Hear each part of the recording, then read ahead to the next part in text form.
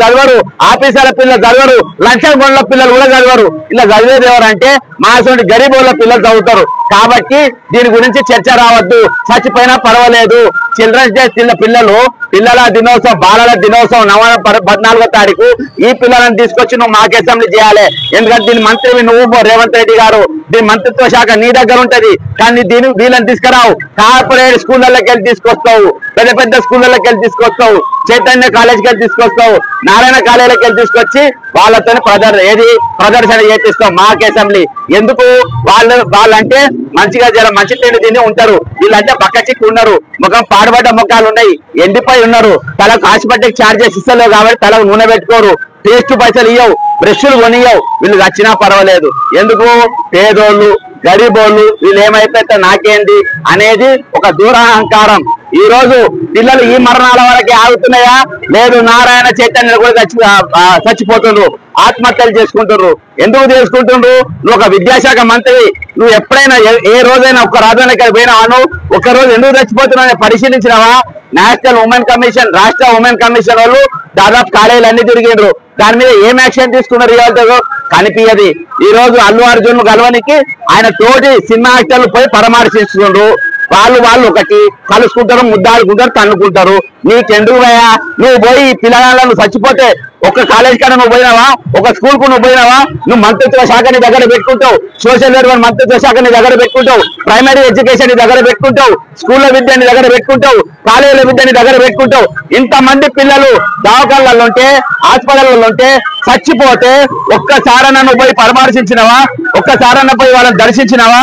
ఒక్కసారన్నా చిన్న చిన్న పిల్లలు ఇటువంటి పని వందల పూలల దగ్గర చిన్న పిల్లలు, ఇంత చిన్న పిల్లలు చనిపోతే నువ్వు ఒక్కళ్ళ పోయి పరామర్శించినవా? ఒక్కళ్ళ పోయి ఎట్లున్నా అడిగినవా? వీళ్ళ ఛార్జీలు పెంచే ప్రయత్నం చేసినవా? అసెంబ్లీలో చర్చ పెట్టినవా? అసెంబ్లీలో చర్చ నువ్వు దీని మీద ఎందుకు పెట్టలేదు? ఈ చర్చ తప్పుతో పట్టేయడానికి, ఈ చర్చ దారి తప్పేయడానికి మాత్రమే నీవు ఈ రోజు నిన్నటి దినాన 3 గంటల సేపు అల్లు అర్జున్ గురించి నువ్వు మాట్లాడినావు. ఎంతకు దిగజారినావు నువ్వు, నీ స్థాయి ఎంత దిగజార్చుకున్నావు. ఒక సినిమా గురించి 3 గంటలు చదువుతావు. ఈ భక్తుల గురించి మాట్లాడరా?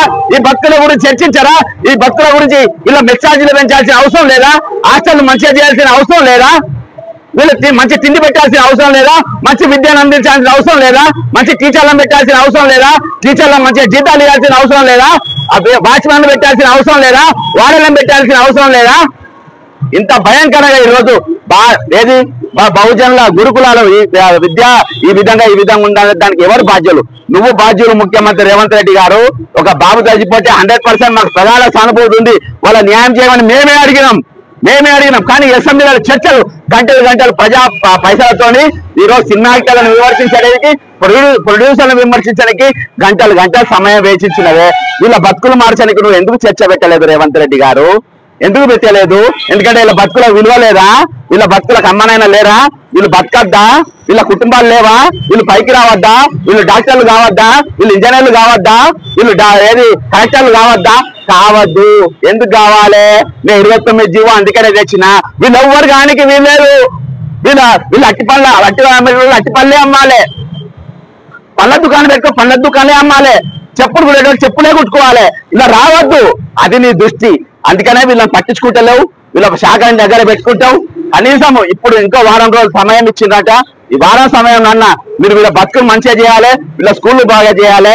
నీవు మాత్రం ఒక్క నిమిషం కూడా ముఖ్యమంత్రి ఉండడానికి అర్హత లేదు, నైతిక హక్కు లేదు. వీళ్ళ బతుకులు పట్టించుకుంటలేవు.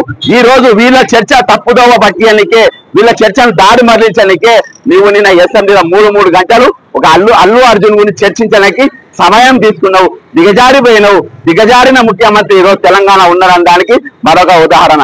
కాబట్టి ఖచ్చితంగా ఇకనైనా సోషల్ వెల్ఫేర్ డిపార్ట్మెంట్ కళ్ళు తెరవాలి, సోషల్ వెల్ఫేర్ మంత్రిత్వ శాఖ కళ్ళు తెరవాలి. వీళ్ళ మెచ్చార్జీలు పెంచాలి, వీళ్ళ కాలేజీలు మంచిగా చేయాలి, వీళ్ళ హాస్టల్ మంచిగా చేయాలి, గెస్ట్ లెక్చరర్లు గెస్ట్ టీచర్లను వాళ్ళ ఉద్యోగాలు కూడా ఈ రోజు భద్రత కల్పించాలి, మంచి జీతాలు ఇవ్వాలి, వీళ్ళ బతుకులు బాగు చేయాలని కోరుకుంటూ సెలవు తీసుకుంటున్నా. జై తెలంగాణ, అమరవీరులకు జోహార్లు.